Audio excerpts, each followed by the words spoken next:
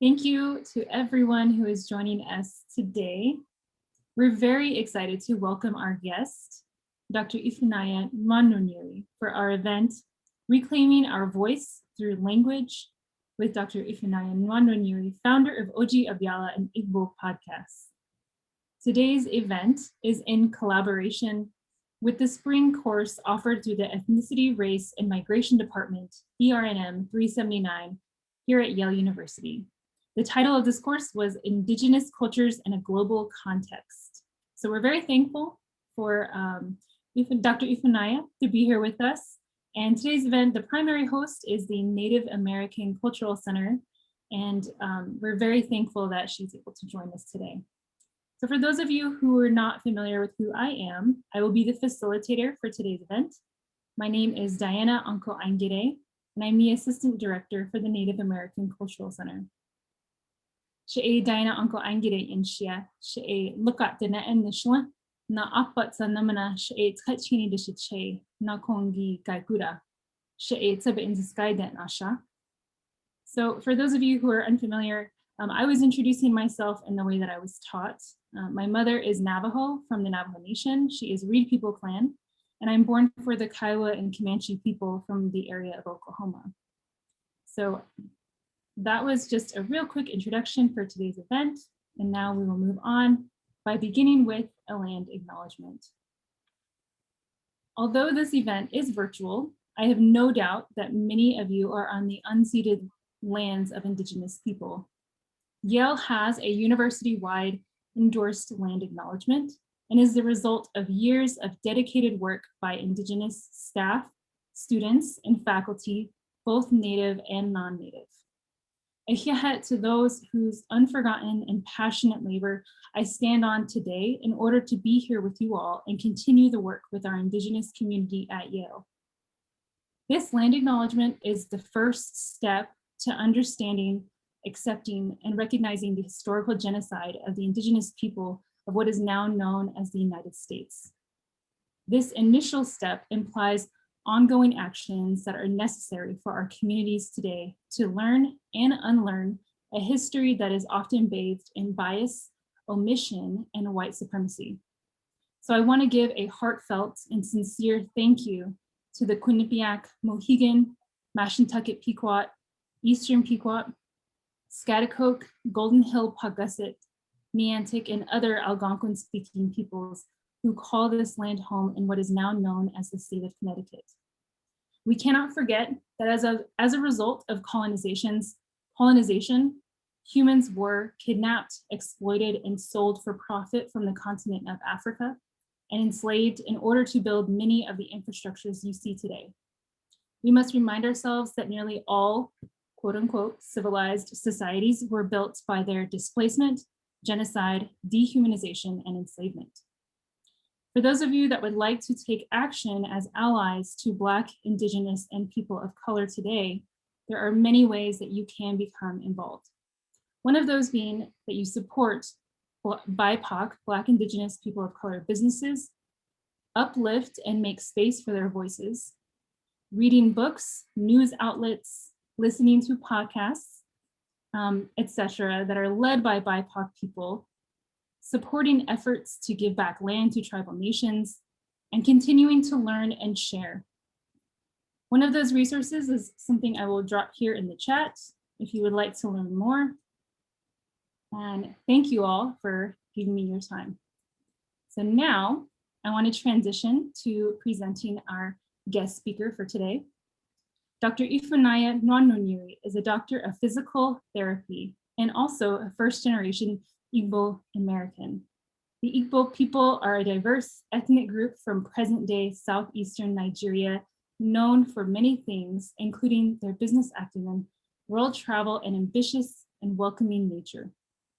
For Ịfụnanya, the exploration of cultural and identity and self has led to the creation of Ọjị Abịala, an Igbo podcast, with the understanding that language is a blueprint to which cultures and communities conceptualize and understand the greater world around them. This podcast seeks to teach the Igbo language, a language that is sadly threatened by extinction.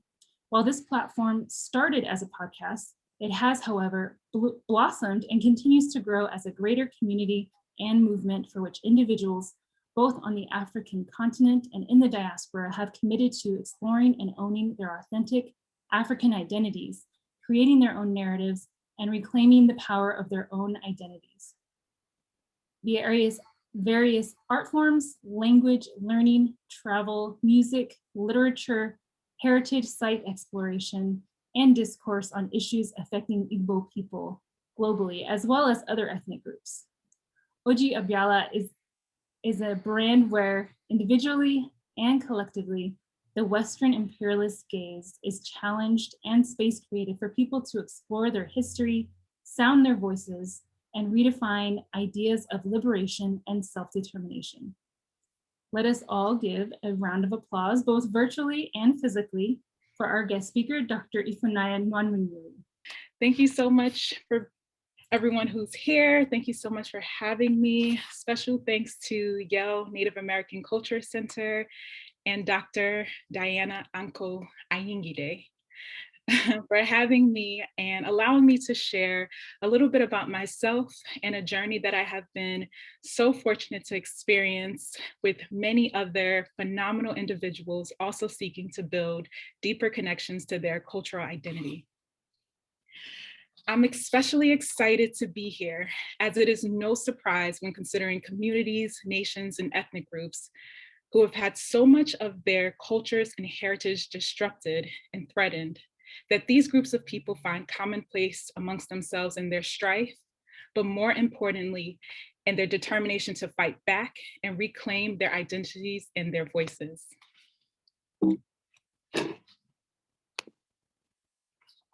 In preparation for this event, I took some time researching other Indigenous endangered languages. Through this research, I stumbled upon a TED Talk by Joy Walkus, a member of the Kwikatu Nation on Vancouver Island, and also an avid advocate for Indigenous language revitalization. There was a particular part of this presentation that really struck me that I want to share with you all as an apt segue into my own presentation today. But so for a little backstory, during this talk, Joy shares that there was a word that her grandfather would call her and other loved ones in their native language. That word is what you see on your screen now. She shares that she had initially asked her mom what this word meant, and her mom said she can't quite explain it. She can't quite find an adequate explanation for it in English. Then she asked her uncle, and here's what he says. That's the word, kola'u. My uncle, one of my uncles, he was a very knowledgeable man, and he was sitting at the table, and I said, Uncle, what's the word kola'u mean? Like, do you have a definition of it? And he says, boy, right off the top of my head, I can tell you that it's something like dear or sweetie or loved one type thing. And I said, well, it kind of goes along with what my gramps said, right? You know, like we were his kids and his dears and sweeties and his babies. Okay, but he goes, no, it goes deeper than that. Okay, so I waited for a bit for him to tell me, and he says, it's almost like you could say, you are the reason for every breath that I take. I heard, wow, over here. That's what I said. I said, oh, Uncle, are you kidding me? Wow. I'm sure a lot of you listening and watching said wow as well. But so what moved me about this is obviously how incredibly beautiful it is, but also how incredibly jarring it was for me at the same time. It reminded me of my own language learning journey and the fact that even before I knew what certain words and expressions meant in my language, I still felt so deeply that these were ways of expressing things that I did not want to ever be lost, or that I couldn't imagine my own future children one day not being able to experience the world in this manner specific to my language. Language is much more than sounds and symbols we produce to communicate. It is the way in which groups of people have conceptualized the world around them. So much of culture, values, and reasoning are encoded in language. And when a language is endangered, so are these diverse ways of interacting with our world. So today, in this presentation, I would like to give you a glimpse into my language and culture, and how my journey in learning my language has empowered me and continues to empower me to expand my worldviews, question certain ideas and perceptions, and also be a part of resounding voices who through language are asserting the worth of their heritage and their culture. So the first word that I want to talk about is ndo. I know for a lot of fellow Igbo people in the audience, you guys can totally relate to that incredibly comforting yet emotional lament our mothers may do when we're sick or hurting, and they're just like, "Hi, chai, ndo wamo, ndo, ndo o." Ndo is often translated to mean sorry, but truly sorry doesn't quite encapsulate the meaning. Ndo is not a word that can be used to request pardon. And it is a word, it's more than a word that can be used when you make a mistake or for wrongdoing. In the Igbo language, ndo is an expression of empathy. Dr. Chika Nigwe writes, ndo means I am with you. I share your pain. I cry with you. Nobody needs to explain that empathy when you use sorry in Nigeria. And so with learning and utilizing this word, it has allowed me to express a sense of togetherness with someone in pain or distress. I even find myself now when interacting with patients in pain, saying ndo and trying to translate it to English and just feeling ill-equipped to express what I really mean. The next worldview my language learning has come to challenge can be seen when looking at non-gendered pronouns in the Igbo language. As you can see here, o and o mean he, she, or it. Ya mean him, her, or it. Initially, when learning this about my language, it explained to me why on many occasions, my parents and other native speakers would often use him and her interchangeably, or why there were times I was referred to as a he, despite feeling like a she. Through this journey, not only were these awkward occurrences met with a lot more understanding, but the dichotomous Western view of gender was also challenged for me. As I delved deeper, I found a cultural history that had a bit more fluidity and flexibility with gender and gender roles. In a book entitled Male Daughters, Female Husbands, Gender and Sex in African Society, author Ifi Amadiume illustrates instances where male roles were open to certain categories of women, allowing them to exercise considerable power over both men and women and occupy positions typically monopolized by men. In an article by Chidera Ihejirika, she explains that in the case of male daughters, a father who does not have many sons may request that his daughter remain in his compound as a son to ensure the longevity of his lineage.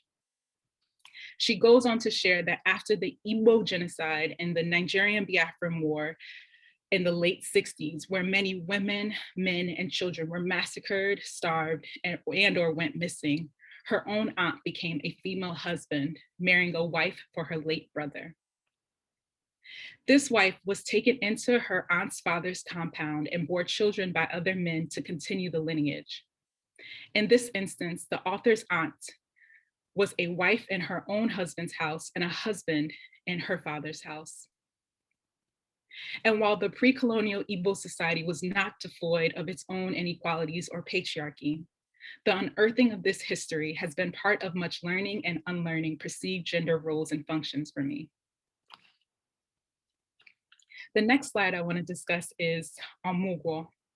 If you look at this word, you'll see that in it, it has imo, which is the verb in Igbo, which means to born or give birth to.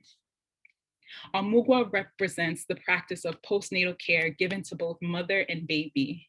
It can be done with a woman's mother or mother-in-law or a close relative. And basically after the birth, the woman is just showered with a lot of social care and help to help her recover from this new reality and all the different demands of giving birth. I remember in my very long quest to learn my language in high school, I had Googled if there were any Igbo classes around me, and it connected me to a professor at Seton Hall University named Dr. Mo Ene. I remember going to visit him at his office, and there we spoke about many things Igbo related and more. And I remember him mentioning omugwo and how it actually was a way that prevented postpartum depression in our culture, in our Igbo culture. And for me, what was really, really profound about this was, even though my culture maybe didn't have a specific word for postpartum depression, it still had systems to combat this very real reality. The next thing that I want to discuss is Afurumginaya.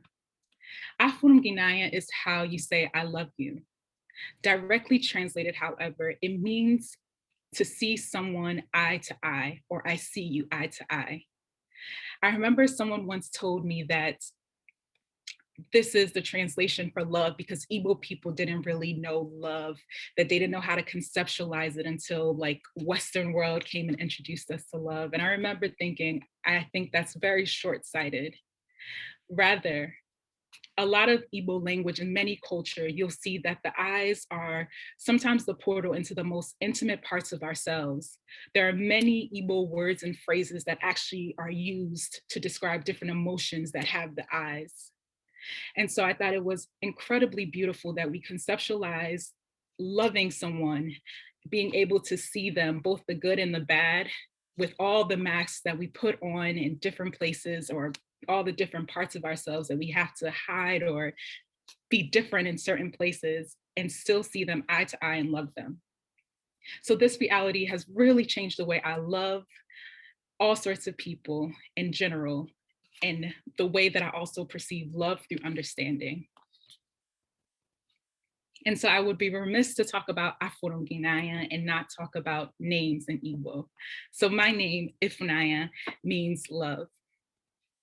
And so Igbo names are not just given just because they sound nice or they're pretty. Rather, they are given because they talk about something that's happening at a particular time for the person, or they commemorate maybe an ancestor that they feel has reincarnated, or they are used as a prophecy over that child's life. Through learning my language, I now, when I hear different names, I can understand what this name is saying or what this name is prophesizing over individuals' lives. And though as a learner, I still may mess up with certain pronunciations, I am definitely now more staunch about not allowing people to just change my name or Igbo names for their convenience. I have a cousin whose name is Chisom, and Chisom means my God is with me, or my God goes with me, guiding and protecting me. It's a very beautiful name. And yet he has gone through so much of his life just accepting and being called Chisholm, just for the convenience of other people. And I feel that through understanding the meaning of our names, through understanding the reasons behind why we were given these names, we become stronger in asserting the fact that no, people cannot just call us what they feel like they want to call us for their convenience. There's an Igbo saying that says, aha onye neduya, which means that a person names precedes him or her. The next thing that I want to discuss is Ọjị Abịala, the name of this brand. So Ọjị is kola nut in Igbo. The kola nut ceremony is a symbol of welcome, the height of hospitality, and the highest roof of respect a host can extend to their guest. The kola nut does not speak or understand English and has deep cultural significance in the Igbo culture. Kola nut communion is neither magic nor mystery. It is not all about devotion. It is about peoples and their societies and the world in which we live, and about the great unknown. It is about faith, hope, logic, and love. Kola nut ceremonies and kola nut communion is such a beautiful and intricate part of the Igbo culture. And yet, because it can only be done, or you can only be blessed through kola nut in the Igbo language, so many of us, like myself, not knowing the language, cuts us off from this really intricate part of our cultures. So through beginning to learn our language, we are asserting our place in these traditions, and we also are asserting the worth of these traditions.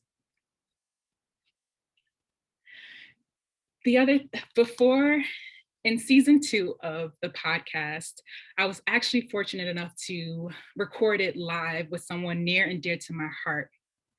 During that time, we looked at a kola nut prayer from someone else. And by the end of it, he wanted to share with me his own kola nut prayer from his own experience growing up and going back home to see his grandfather in the village and hearing his prayer. And I'd like to share with you guys this. Like when I was growing up, I traveled to my village, and every morning my grandfather prayed the kola nut. Every morning, definitely every morning. That's how we go to pray. So, and he has this stick they call ofo. It's a kind of a staff of authority. So he brings out his ofo. He sits down on his ladder chair, what we call ladder chair, and he will pray. We'll give him, wash the kola nut, give him, he will sit down, break the kola nut into 2, or sometimes he will just hold the kola nut and be praying. He will start with Chineke nọ n'eluigwe, anyị ekene gị, otu isi mee anyị ebilite tata, ndị be anyị nọ n'ala, anyị ekene unu, anyị na-akpọku ezi mmụọ niile bụ mmụọ anyị ka ha bịa were ọjị n'ụtụtụ taa. Anyị na-enye unu ọjị a, na-enye unu ekene otu unu si wee chekwaba anyị.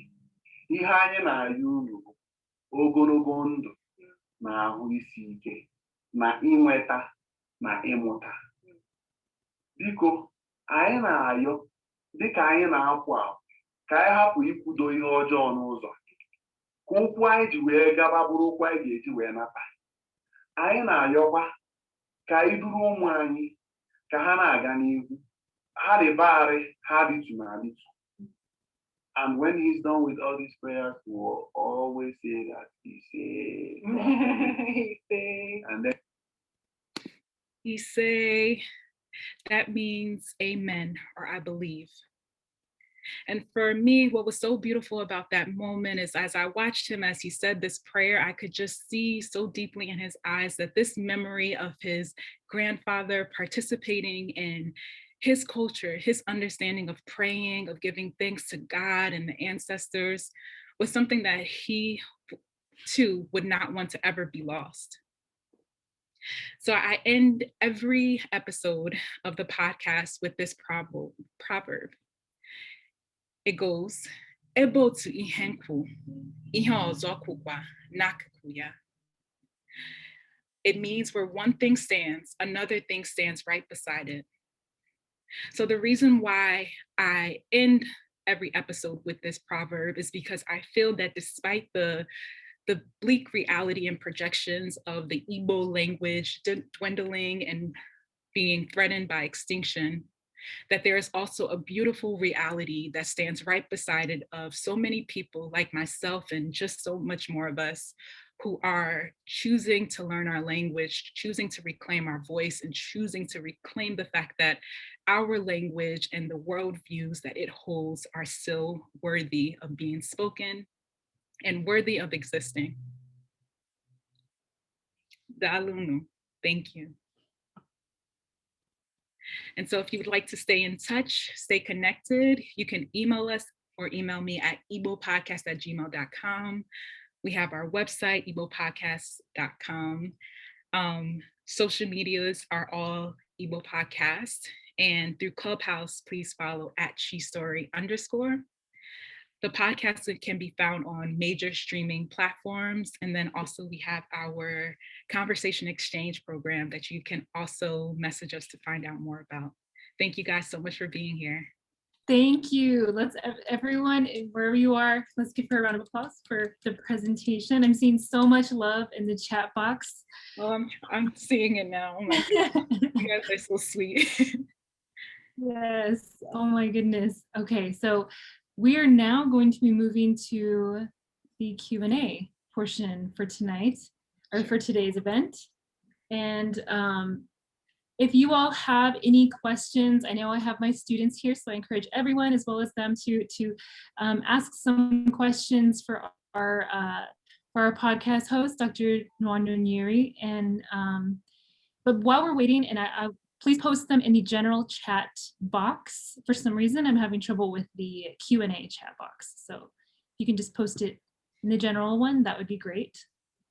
And while we're waiting for those, I saw that you mentioned towards the end of your presentation about the program that you were helping to start lead. And I know that I've heard you mention it in your podcast before. So I find this idea incredibly fascinating. And so I really want to hear more about like how it started and perhaps just how it's going so far. Sure, the conversation exchange program, correct? Yes. So basically it started before I started physical therapy school. I traveled back to Nigeria and I stayed there for about 6 months. And I basically made that decision to learn my language, learn more about my culture, and just spend some time not just working on what I wanted to be, but who I wanted to be. And during that time, it was like incredibly powerful. I did learn a lot of my language, and I also just felt like if more people could connect to people on ground, to have peers who they would realize that like our peers and comrades back home are just like us, they're cool, they would just feel more invited to connecting. And I think that's so important in order to let the language really take you back to your culture. And in order for it to let you be grounded, you have to feel comfortable enough to actually go to the source and go back home. And so I came back and started the podcast, and then through that have been really fortunate to start a conversation exchange program, which basically we connect people. It's like a tutoring, but also very unique type of tutoring program to learn the Igbo language. And we connect people who are on ground back home to people who are in the diaspora all over to learn and practice speaking the Igbo language with a peer. And we are working on expanding it to other languages because I feel that it's a great way to, again, build those meaningful connections, contribute meaningfully back to people in these areas, financially and otherwise, and just kind of bridge that gap between feeling like we are so, like we're worlds apart when we're really not. So that's the program in a nutshell. What's really great is I feel like when I heard that, you explaining it a little bit more, I think it might have been on your finale episode, I'm not sure, but what was so great about that is like I think it can be difficult I'm thinking about my own community on the Navajo Nation, and we have so many individuals who are fluent in Navajo language in Denebizad, and they struggle with very general things like, if their first language is Navajo and they go to like the hospital even, and they're needing translators and things like that.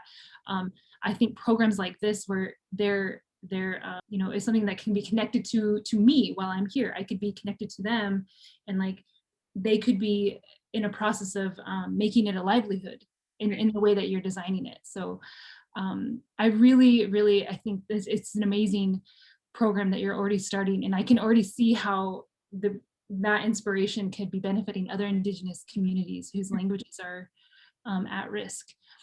So we do have a couple of questions coming in through the chat, and I will go ahead and read the first one off. It says, I'm wondering if you could talk a little about how the language has been affected by colonization, non-Igbo spirituality or religion. You discussed a little about the non-gendered aspect of pronouns and possession. So I'm wondering how you may have seen the language incorporate or reject non-Igbo ideologies. I think that's Chickasaw. I don't know how to say it. Yokoki Fena. Language is so important and crucial to culture preservation. So I'm incredibly grateful for this presentation.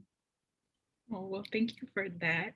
I'm going to read the question again myself so I can make sure I'm answering it right. Mhm.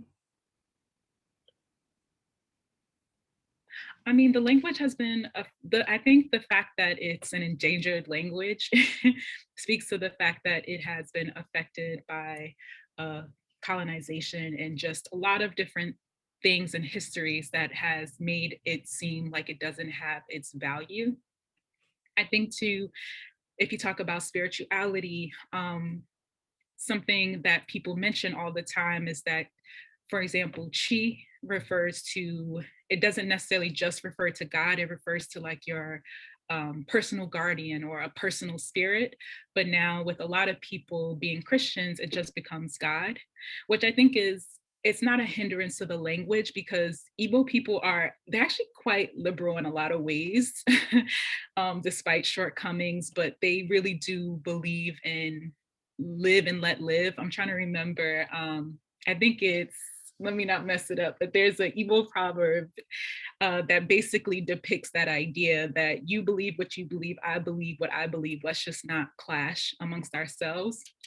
So what one person conceptualizes their chi to be is totally fine. So I do think these things have been affected the language. Even you can ask some older Igbo people, and not even that old, much older, and they will tell you about a history of being beaten in schools for speaking their language, or they call it the vernacular. So that's another way in which colonization has kind of played a role in like almost criminalizing speaking your native language. So I hope I answered that question. If not, ask again. All right, so thank you so much for that question, Madeline. We have another one about how have you found certain aspects of learning Igbo harder because Igbo isn't always written or romanticized in the same way, especially online in casual settings? If I fully understand the question, definitely. I think in general, Igbo is a tonal language, and that makes it a lot more difficult for a first language English speaker. Like with Igbo, the way I say Ike and then Ike, which is both spelled I-K-E, changes the meaning. But in English, whether I say it when one tone or the other, it still means the same thing. So I feel like that has made it a lot harder. I think too, with looking at different things online, I always do try and check the context of it, or ask like a native speaker, like, is this the context that you can use this, or can I use it this way, to also see how the language is used in practice, which is why I think a lot of these indigenous languages and endangered languages really do need to be learned through interactions with natives, because you can see certain things and you can see the translation, but knowing how people use it in practice only really comes from direct conversation or interaction. Yeah, I always heard that, you know, when you're able to joke around in a language, it's kind of like you made it. And for those of you who may not have heard a few of the episodes that Dr. Nwanonyiri does with Igbo podcasts, one of the things that we had talked about in one of our first conversations was this idea of consenting to learn in public. And that was something that I had pulled from another Indigenous scholar, Dr. Adrienne Keene, who is a professor, a Cherokee professor at Brown University. And she mentioned this, and I don't know if she coined the phrase or not, but it stuck with me. And it's incredibly true, especially now in the day of Twitter and things, you know, like everything's kind of being, you know, looked at deeply, whatever you write and post. And with your podcast, you are with other native language speakers of Igbo, and you're learning in like on the that's you learning. It's not necessarily you teaching, it's like you're learning with it's so great because I hear you asking questions like you ask for clarification, and I hear you say it 2 or 3 times at a time, and you're like, oh, am I saying it right? And that takes such humility and bravery that, like, I don't even know if I have, because you know, in my experience, when I got made fun of for speaking Navajo language, I like stopped for a few months because it was so heartbreaking for someone to laugh at me or to you know, say that I said, because Navajo language is also tonal. Okay. So the way that it, you know, the sounds of certain parts of the word change very drastically. Yeah. And so I think that was one of the first things that I just loved about your podcast is you're putting yourself out so sincerely to your listeners of like, I'm trying to learn and this is how I'm going about doing it. So I just wanted to mention that for those of you who may not be as familiar with the podcast. Yeah, and it's definitely hasn't been easy, especially like on the Instagram. We post like a lot of different things with like pronunciations. And I will like ask a lot of shout out to all of the conversation partners, Ugo Chinyere, and just everyone who helps, Chineme, Chibuzo. I ask them all the time if they can send me an audio saying it in Igbo, just because I'm so nervous, or I'm like, oh my gosh, I don't want the Igbo police to come out in my pronunciation. So it is really hard, but it's definitely, again, one thing that I love about the exchange program is that I feel like for both learners and native speakers, it's teaching us both humility. Like I feel like through the program, a lot of the native speakers are learning not to make fun of people learning, and they're learning how earnestly a lot of us are really trying. And then while us learners are like pushing ourselves to try and speak. So it definitely hasn't been easy, but it's been rewarding, especially since it's been helping other people to do the same. For sure. We have a question from Chantrice. It says, thank you again for the presentation. All of it was fascinating. And one of the things that struck me was the part about postpartum care. What are some other ways that the language creates infrastructures to prevent harm? And what are some of your aspirations for the Igbo language? There are like a lot of different systems. Like there are the Umuada, which is like a society of women that they all have, and these women, they basically have ways in which, like, if something happens, that things get brought up with them and then they go to like handle it. In many different ways, the Igbo culture in general has always been a very republic type of culture. So in it, there are like a lot of built-in societies, built-in systems that kind of help like checks and balance certain things. Obviously, it's not to say that the culture is perfect or without flaws, but such systems help prevent different types of harm, or just helps create more accountability. In terms of what are some of my aspirations for the Igbo language, I first and foremost want to be able to rap in Igbo. Just kidding, maybe not rap, but I want to be able to flow really well in a conversation. I'm grateful for being conversational. I'm grateful for being able to speak more with my parents in the language and my grandmother. But one of my greater aspirations is to have Igbo be the language used to teach science and literature and just so much, because I think, unfortunately, because we still use English to teach those things, the language doesn't get to develop as fast. And that's a part of the problem of extinction, it not growing and developing with the times.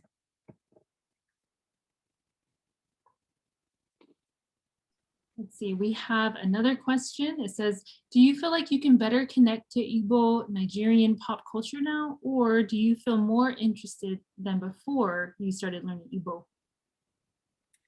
Can you repeat the question? It says, do you feel like you can better connect to Igbo Nigerian pop culture now, or do you feel more interested than before you started learning Igbo? I feel like there's always been an interest, because I'm sure a lot of the people in the audience who are Igbo and born and raised in the US, our Igbo culture has always played such a strong role in our identities and ourselves. So the interest has definitely always been there, but I definitely feel like I can participate more in certain jokes. Like I can say certain things in Igbo or in the accent and kind of fit in. So learning the language definitely helps me gel more. I think too, one of the beautiful things about language is that it helps you to learn how to think the thought differently. So when I hear certain things, I get it a bit more because of my expanded knowledge of the language. Yeah, absolutely. And I think you mentioning that you also immersed yourself in the language for that time period was really helpful in doing that. We have another question from Daniel. Some academics at Yale have been working to demonstrate the, quote, effectiveness of language tutoring robots in assisting language learning.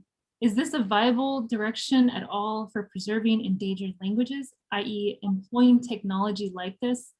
Or is there something fundamentally lost about employing robots to teach language, particularly when conveying very distinct and deep concepts in a language or respecting the cultural norms around language transmission? Ooh, that is a question. So the first thing that comes to my mind is I do think we have to be open to thinking of innovative ways to respond to this reality, this crisis almost. But I also feel when there are so many people back home and in these indigenous places who can speak the language, why not use that innovation to give them an extra stream of income to, you know, build them up to share what they live every day, rather than just programming robots to do what someone who actually lives through this language can do. So those are my first thoughts to that. But I don't completely reject the idea, just because I do think as the times with technology, it's important to look at the benefits and risks of technology and not just write it off. Yeah, that's an interesting question. I don't really know. I honestly can't even wrap my mind around it. Right. The last part you mentioned about like the role that technology can play can be powerful. So you can't like just completely dismiss it. Okay. Yeah, that's a tough. Thanks for that question, Daniel. Were there any other questions? I know that there's, I might have missed one. Let's see. Yeah, that question's been bothering me, so I appreciate your thoughts. Thank you for the question.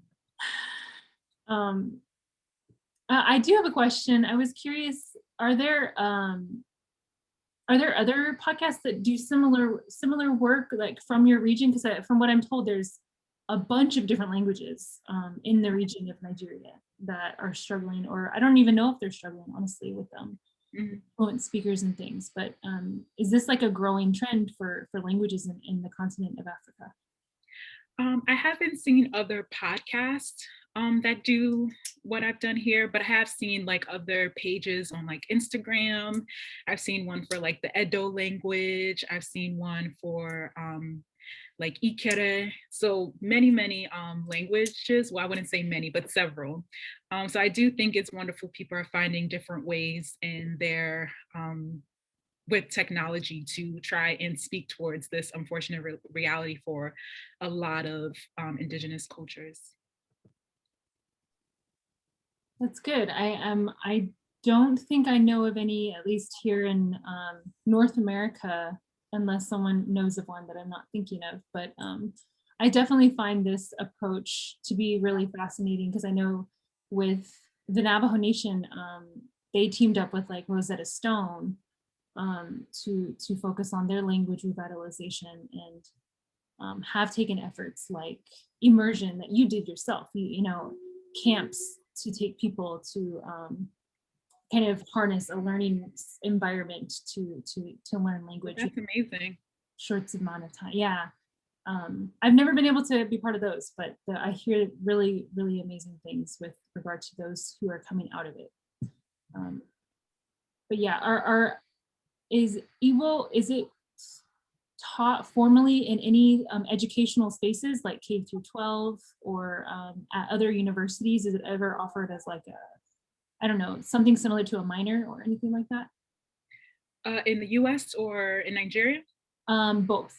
In the US, I know that Penn University University of Penn offers Igbo, which I thought was super cool. Again, in my many endeavors, because I went to Villanova University, so nearby, I tried to like go there to take it for audit. I've tried to learn this language many, many times. So I'm really, really excited about this method. I really think it works. So I know University of Penn offers it, and I believe there are a few other universities that do offer it as a minor. In Nigeria, in the Southeast, secondary schools, they teach the language, but they teach it in the area of people who speak it. And unfortunately, it's also maybe not with the same regard of importance that they should. So a lot of times some people take it up and they love it and they do really well. And other people are just like, man, let me just finish this class and go, which can happen with anything, not just Igbo, but that's kind of the level of teaching that it has. It also, there are universities that you can do a degree in Igbo language. One of our conversation partners, he actually has a like master's in social linguistics, and he studied Igbo in the university. So there are efforts and there are places that you can like take it up on higher academia. That's wonderful. I'm so glad that there's at least a few places here, even in the US, for those who are not able to study abroad to learn the language here. Go ahead. I worry sometimes about the quality of it, because I've asked certain people who have taken it at University of Pennsylvania, not saying that it's bad, but just I think it's difficult with knowing how you teach other language and trying to teach maybe a bit uniquer language in the same manner. It can make it a bit more difficult, so I worry sometimes about the quality of it, not so much that the institutions aren't doing a good job, but like how to actually figure out the best ways to teach these languages. That's so true, yeah. Big debate, even here within the communities here. It's like language should be taught in the home from the family because all those other deeper pieces come through. And then there's others who are like, we need to teach our language. Like, yeah. We got to find any space that we can to do that. Right. I did have a question about, oh goodness, I forgot, I just spaced it. I think it had to do with, well, I wanted to touch a little bit on this idea of prayer, because I know you dedicated a few episodes to Igbo prayer, and I wanted to hear more about your thoughts, because this is something that is something that I'm still working on as a language learner on my own account. So I wanted to hear more about like what role was that important to you and for this language? I think it's of great importance, and I see the worth, as a Christian, I see the worth in seeing how Igbo beautifully talks about Christianity and how they pray. Like there's one episode where it's like prayer 101, and we literally just go over ways of giving God adoration. And then there's so many names like acumen, which is like the person who says and does. And then there's another name, I'm gonna mess it up if I try to pronounce it in Igbo, but it's like the thing that swallowed the thing that swallowed the elephant. It's like what they call God, like just being that enormous. And then we also did Kolanut prayers, just talking more about Igbo traditional spirituality and praying to God and the ancestors and different gods. And so I think that it's beautiful how things, when it comes to spirituality, for me, I believe it's a personal thing and what people make it. So I believe when you're talking to your God, you're talking to your God. And I just think it's how you choose to communicate. I think it can happen in any language. And I just think it's a really beautiful and personal thing. So I think there's space for, no matter what faith you have, what beliefs you have, spirituality allows a lot of room to talk to whatever universe, God, whatever you feel drives your spirit. Absolutely. Thank you for that response. And then I have one last question, because I know we're coming up on time here. But it had to do with, and for those of you who may not be as familiar, we recently had a panel at Yale, and it was on Native American languages. And we have a Native American student committee, language student committee. I forget the official name for them. But we had a panel of students on there too. And one of the questions that was asked had to do with how did the panel feel about members, I suppose, learning that language. And it was interesting because I was like, oh, wow, someone learning Navajo who's not Navajo, or someone who is not from the Igbo community, but is learning the language. I wanted to hear your thoughts about that. So I'm smiling because in a previous talk that I did, this was actually a question that was asked. So I think it's a very interesting thing. And I think that I see it two ways. I feel like for somebody who identifies as an Igbo person, this is a very intimate journey for me. Like this, it speaks to like my everyday life. It speaks to a lot of my encounters. It speaks to hopes and wishes that I have for my future children. So if somebody outside of the community who wants to learn, I feel that they are also welcomed. But I think it's just important, especially if they come from a more privileged background, or like, for example, being like a white man or a white woman, and they want to learn it and they come in these spaces. If, for example, an Igbo person like myself gets chastised or laughed at for mispronouncing something and they get celebrated, I think that that's where it can be an issue. And that's where I think it's everyone's responsibility to kind of say, no, both of these people are learners and not one person should be given more leeway or more flexibility to make mistakes with the language. And especially if that person should definitely not be the outsider. So I think all are welcomed. I think too, in terms of being concerned with the language being extinct, I think it's a little bit self-defeating to say only we can speak our language. But I think people outside of the culture and even people inside of the culture should come to a language and be ready to accept this different way of thinking a thought, not just apply your English or Western thought process to the language and the reality of it. I think you have to come and realize people looked at this world differently and they saw it differently and they're describing it differently and they're talking about it differently. And so you're open to learning it in its most authentic way, rather than trying to make it fit into your reality of the world through other languages and experiences. Thank you. I really appreciated that response. I think so. A lot of the people on the panel agreed. It seemed like there was a lot of, first it comes personal, but then it's also like, nonetheless, we want to have our language shared and we can't be, controlling over it in those ways. That isn't it isn't matched with the way that the cultural values are the mission. Yes. So thank you all so much for joining us today. To Dr. Ịfụnanya Nwanonyiri. Thank you so much for being with us and for being willing to share more about your podcast and your personal journey to learn your language.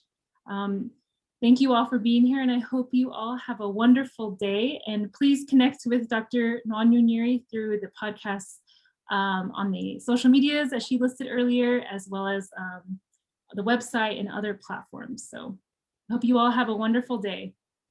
Thank you so much. Thank you everyone who came, and thank you so much for inviting me to do this. Absolutely.